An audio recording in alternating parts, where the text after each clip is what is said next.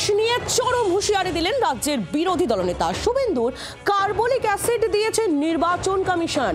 পিল পিল করে পালাচ্ছে অবৈধ অনুপ্রবেশকারীরা, ওরা বুঝেছে এখানে বিজেপি ক্ষমতায় আসছে। মন্তব্য বিরোধী দলনেতা শুভেন্দু অধিকারীর। কি বলেছিলেন গতকাল শুভেন্দু অধিকারী, শুনুন। কার্বলিক অ্যাসিড ঢেলেছে ইলেকশন কমিশন গর্তে, পিল পিল করে পালাচ্ছে।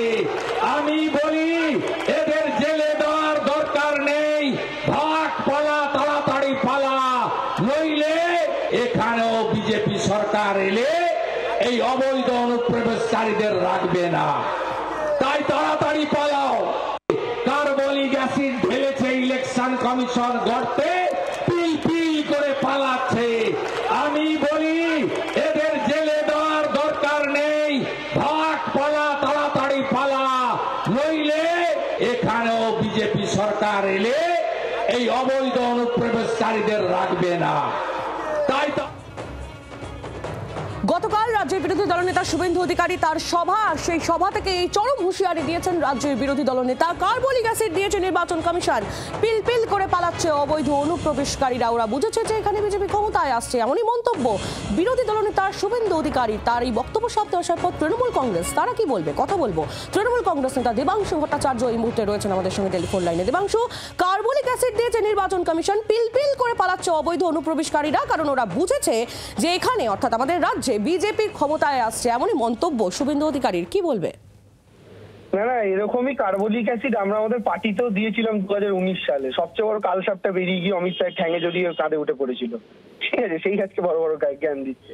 তো আমরা আমাদের পার্টিতে কার্বলিক অ্যাসিড দিয়েছিলাম, তার সবচেয়ে বড় সুফল আমরা পেয়েছি তার পরবর্তীকালে। রাহু মুক্তি ঘটেছে আমাদের দলে, আর সেই শনি রাহু কেতু সব গিয়ে বিজেপিতে জুটেছে। তারপর থেকে বিজেপির লাইন ক্রমশ নিচে, বিজেপি শেয়ার মার্কেটের ওপরে ওঠেই না যতই টাকা লাগাও।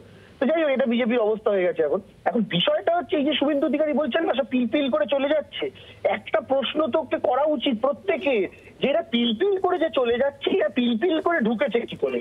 এই যে পিল পিল করে ঢুকেছিল বর্ডার পেরিয়ে, তো এদের তো টিয়া পাখি কাঁধে করে উড়িয়ে নিয়ে এসে পশ্চিমবঙ্গে ফেলে দিয়ে যায়নি বা বিহারে ঢোকায়নি, বর্ডার পেরিয়ে এসছে।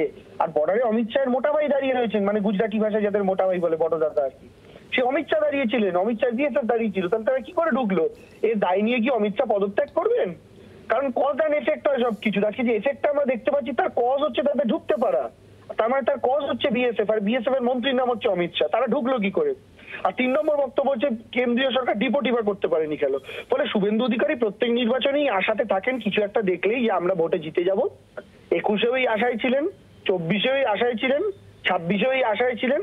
ওনার আশা আমরা বাড়াতে চাই না, আর লোকটার যেটুকু যা গ্ল্যামার বেড়েছে এই কদিনে, সেইটুকু স্বপ্ন দেখেই বেড়েছে। তা আমরা চাই উনি স্বপ্ন দেখতে থাকুন আগামী দিনে আরো। বাংলার আওয়াজ, বাঙালির আবেগ, জি 24 ঘন্টা।